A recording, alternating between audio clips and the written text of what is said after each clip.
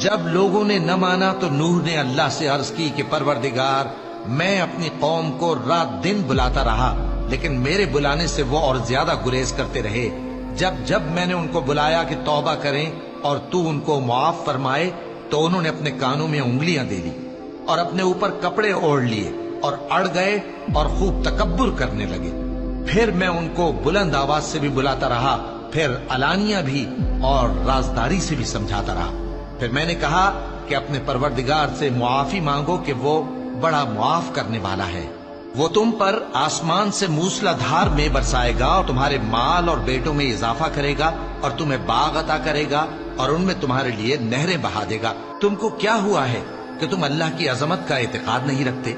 حالانکہ اس نے تم کو طرح طرح کی حالتوں میں پیدا کیا ہے؟ کیا تم نے نہیں دیکھا کہ اللہ نے 7 آسمان کیسے اوپر تلے بنائے ہیں اور چاند کو ان میں روشن بنایا ہے اور سورج کو چراغ بنا دیا ہے؟ اور اللہ ہی نے تم کو زمین سے ایک خاص طرح سے پیدا کیا ہے، پھر اسی میں تمہیں وہ لوٹا دے گا اور اسی سے تم کو نکال کھڑا کرے گا۔ لوگوں،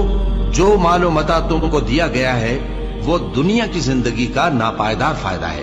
اور جو کچھ اللہ کے ہاں ہے وہ بہتر اور باقی رہنے والا ہے،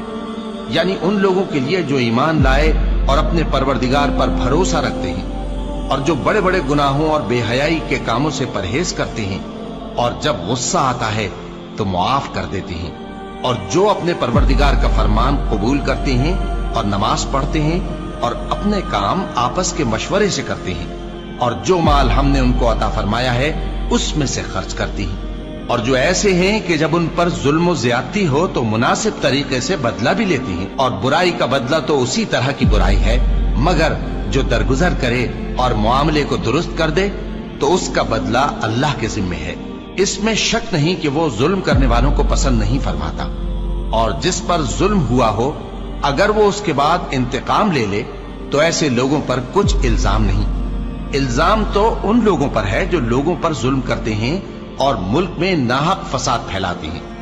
یہی لوگ ہیں جن کو تکلیف دینے والا عذاب ہوگا۔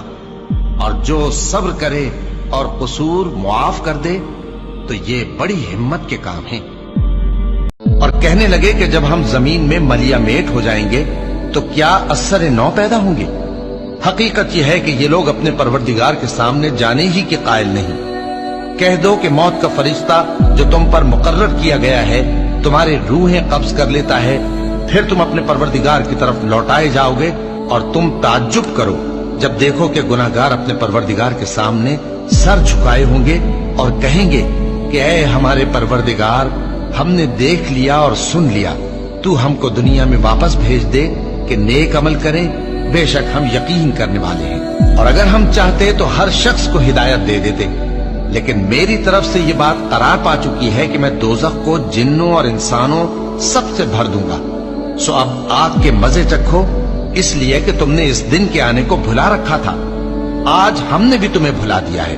اور جو کام تم کرتے تھے ان کی سزا میں ہمیشہ کے عذاب کے مزے چکتے رہو۔ بنانا چاہتا تو اپنی مخلوق میں سے جس کو چاہتا منتخب کر لیتا،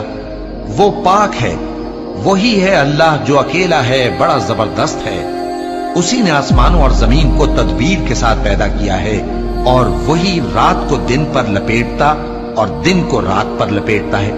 اور اسی نے سورج اور چاند کو کام میں لگا رکھا ہے، سب ایک وقت مقرر تک چلتے رہیں گے، دیکھو وہی غالب ہے، بخشنے والا ہے۔ اسی نے تم کو ایک جان سے پیدا کیا، پھر اس سے اس کا جوڑا بنایا، اور اسی نے تمہارے لیے چوپایوں میں سے 8 جوڑے بنائے، وہی تم کو تمہاری ماؤں کے پیٹ میں پہلے ایک طرح پھر دوسری طرح 3 اندھیروں میں بناتا ہے۔ یہی اللہ تمہارا پروردگار ہے، اسی کی بادشاہی ہے، اس کے سوا کوئی معبود نہیں، پھر تم کہاں بہہ کے جاتے ہو؟ اگر ناشکری کرو گے تو اللہ تم سے بے نیاز ہے، اور وہ اپنے بندوں سے ناشکری پسند نہیں کرتا، اور اگر شکر کرو گے تو وہ اس کو تمہارے لیے پسند کرتا ہے، اور کوئی بوجھ اٹھانے والا دوسرے کا بوجھ نہیں اٹھائے گا۔ پھر تم کو اپنے پروردگار کی طرف لوٹنا ہے، پھر جو کچھ تم کرتے رہے وہ تم کو بتا دے گا، وہ تو دلوں کی پوشیدہ باتوں تک سے آگاہ ہے۔